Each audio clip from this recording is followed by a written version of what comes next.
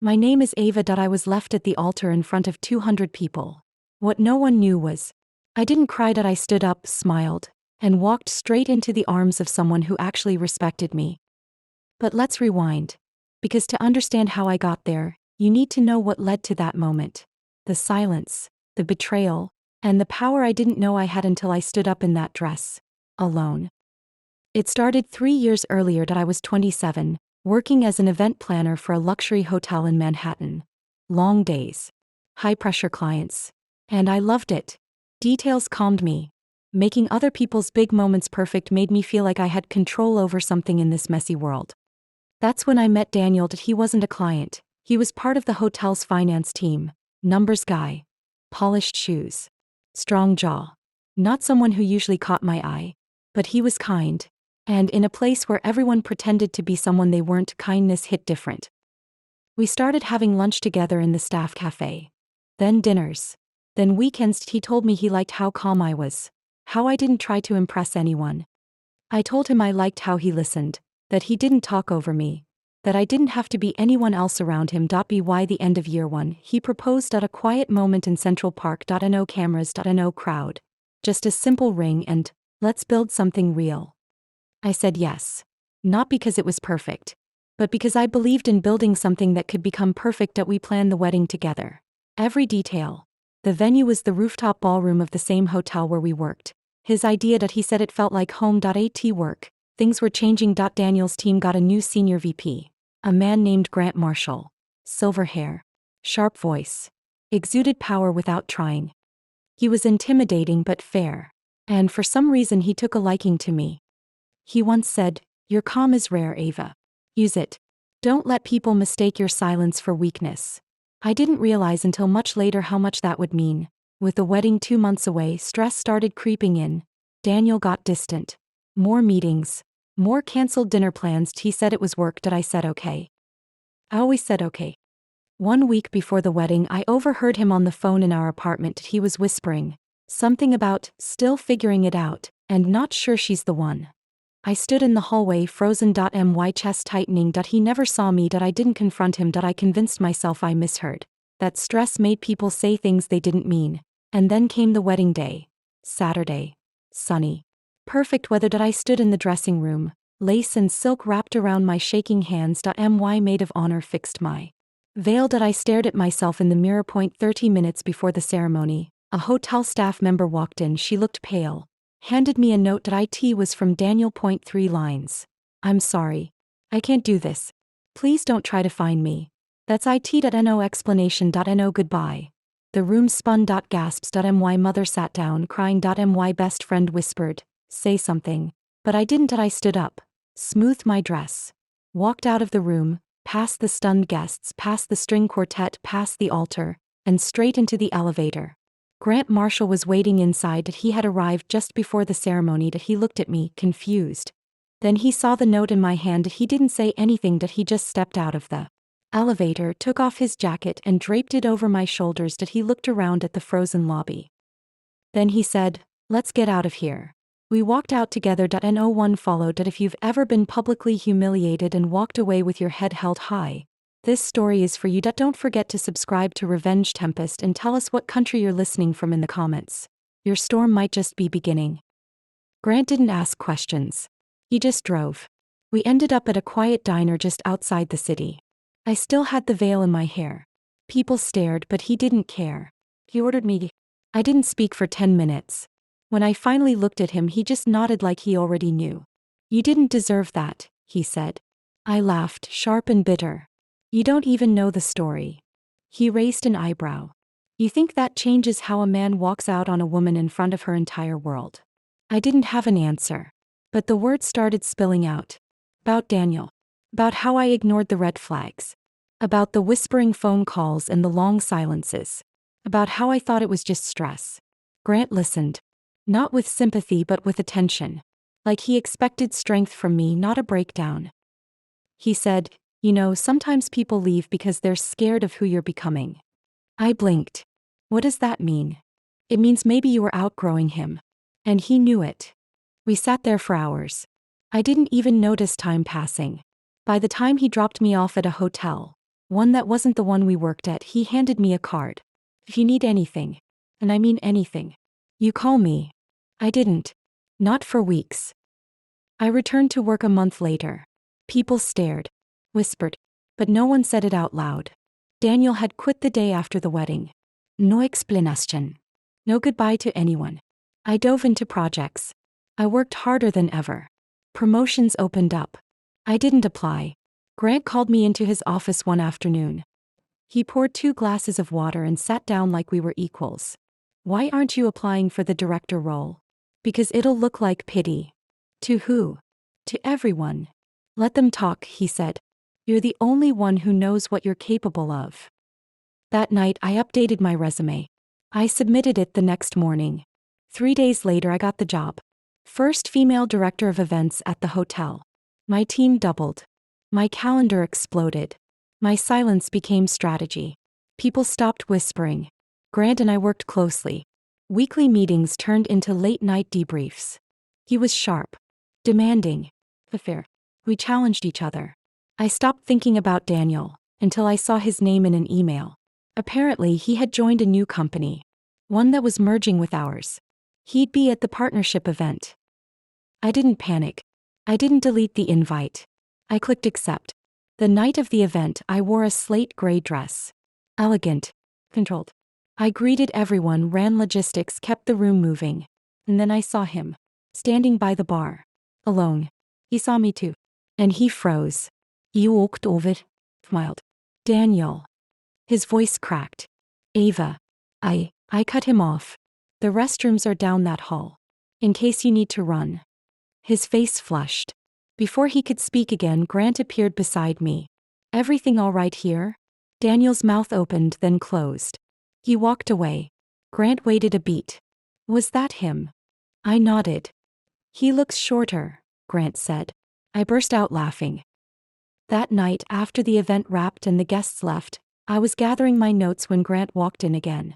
You handled that with grace. What was I supposed to do? Throw a drink in his face? No. But I would have backed you up if you had. I looked at him. You always back me up. Always will, he said. And then he did something I didn't expect. He reached into his pocket and pulled out a ring box. Don't freak out. It's not what you think. Just look. Inside was a small silver band. Not flashy. Not romantic. Engraved with one word, rise. I had it made the day after your wedding, he said. It's a reminder that the story wasn't over. I didn't cry. I just closed the box. Thank you. He nodded. And when you're ready, let me take you to dinner. A real one. No tuxedos. No flowers. Just 2 people who've been through hell and want something better. I smiled. I think I'm ready now. The first dinner was quiet. A small Italian place tucked between bookstores. Grant didn't talk much at first. Neither did I. But the silence wasn't awkward. It felt like rest. Like we'd both been running on fumes and finally got to stop. He asked about my dreams. Not career goals. Dreams. I told him I used to want to run my own venue. A place that felt like home for people's biggest moments. Weddings. Anniversaries. Reunions. He smiled. That's not a dream. That's a blueprint. The next day he sent me a list of commercial properties. I stared at the email for an hour. We weren't dating. Not really. But we started having dinners. Weekly.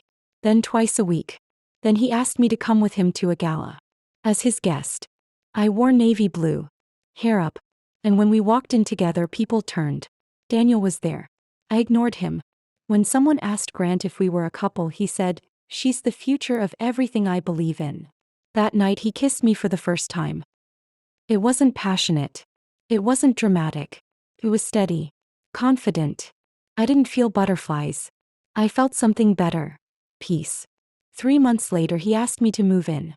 Not in a grand gesture. He just said, "My place is too quiet. You'd fix that." I said yes. One morning, 6 months into whatever we were, I woke up to find a contract on the kitchen counter. A partnership agreement.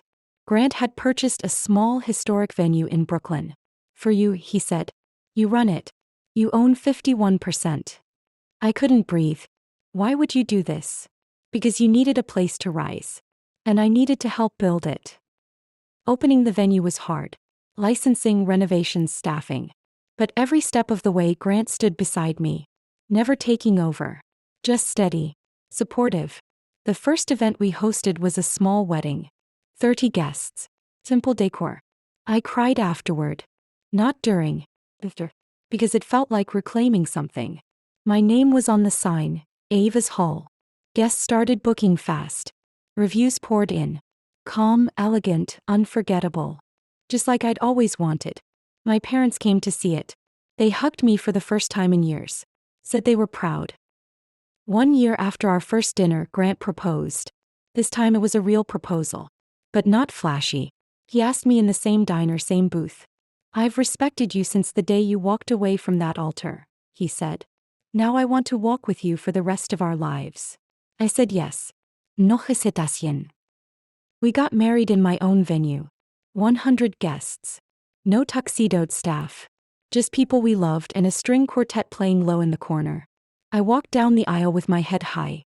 Not because I was proving anything, but because I finally felt like myself. Daniel sent a letter the week before. It said, "I made a mistake." I didn't respond. I saved it though. Not out of bitterness, but as a reminder of what I'd overcome. If you've ever rebuilt your life from something broken, if you've ever stood alone and still walked forward, then you're one of us. Comment below and tell us what country you're watching from. And if this story speaks to you, subscribe to Revenge Tempest for more stories that turn pain into power. After the wedding, life didn't slow down. If anything, it got fuller. The venue took off. We had to hire more staff, expand the calendar. I started mentoring younger planners. Sharing what I'd learned, not just about events but about boundaries, courage, starting over. People asked me to speak at conferences. I said no to most of them. I didn't want the spotlight. I wanted peace. But I did one talk. Just one. A women's leadership summit. My session was called Grace After Fire. I told my story. Not the gossip version. The real one. About being left, being quiet, being underestimated. And then rebuilding. The room went still when I finished. Someone asked, "What would you tell that woman standing alone at the altar?" I said, "Hold still. Help is already walking toward you." Grant watched from the back. He didn't clap loud. Just met my eyes and nodded once. That night we sat on the steps of Ava's Hall and looked out over the city. I told him I felt like I was living in someone else's life. He said, "No. You just finally caught up to the one you were always meant for." Then came the press. A wedding magazine ran a feature. Then a lifestyle blog. Then a news segment. They called it a comeback love story. I didn't like that. It wasn't a comeback. It was a beginning. I started writing a book. Not about heartbreak. About vision. About rising. Grant helped with the outline. Every chapter ended with a quote. Something I would have said to myself back when everything fell apart. My favorite was chapter 7. You don't need closure. You need a future.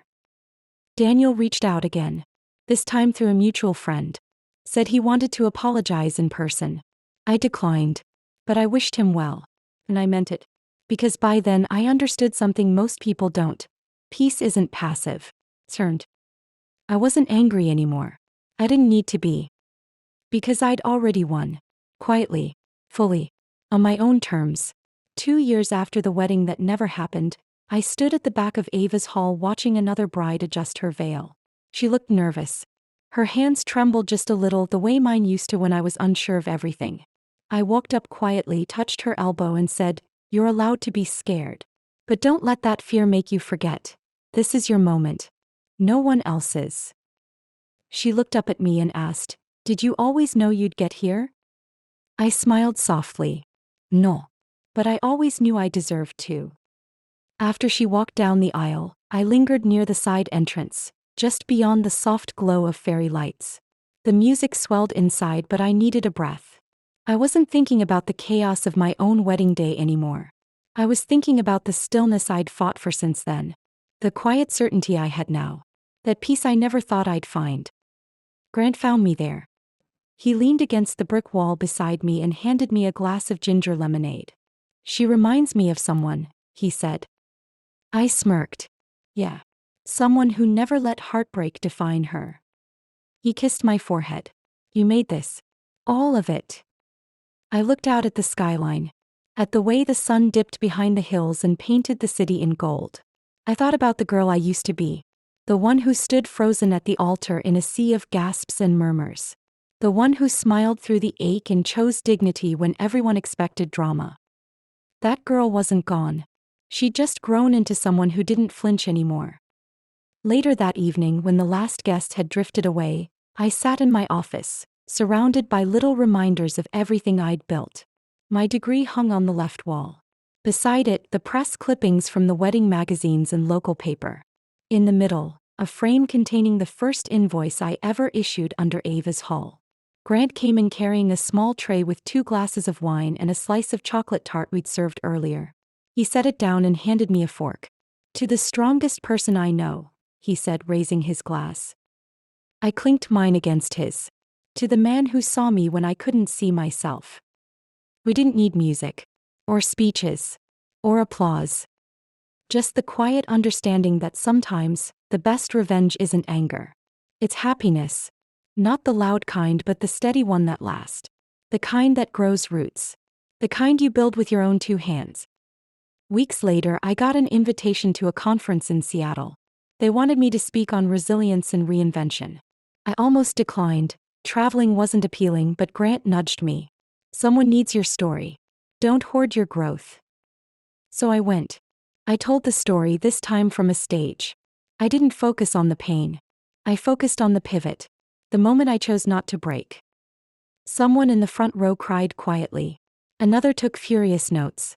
And when I stepped down, a young woman hugged me and whispered, "You gave me a plan." I kept doing small talks after that. Always under one condition: I had to feel aligned. No sportlich chasin. No performative pain. Just truth. And healing. And blueprints for anyone walking through ashes. Daniel tried to reach out again. This time through an email. He said he saw me on TV and that he was proud of what I'd become. I didn't respond.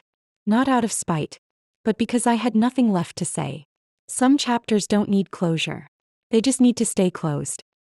Grant and I took a trip to Italy that summer. We wandered through quiet villages, drank espresso under fig trees and sketched out a dream. A second venue. A more intimate retreat space in the countryside. A place where people could heal, celebrate, rediscover. Just like I had. By fall we'd found the land. We broke ground in October. I picked every tile, every doorknob, every chandelier.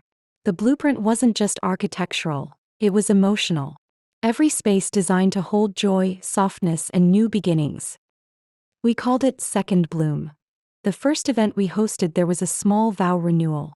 A couple in their 70s who had weathered storms bigger than mine. As they stood under the wisteria-covered pergola and whispered their vows, I felt a lump rise in my throat.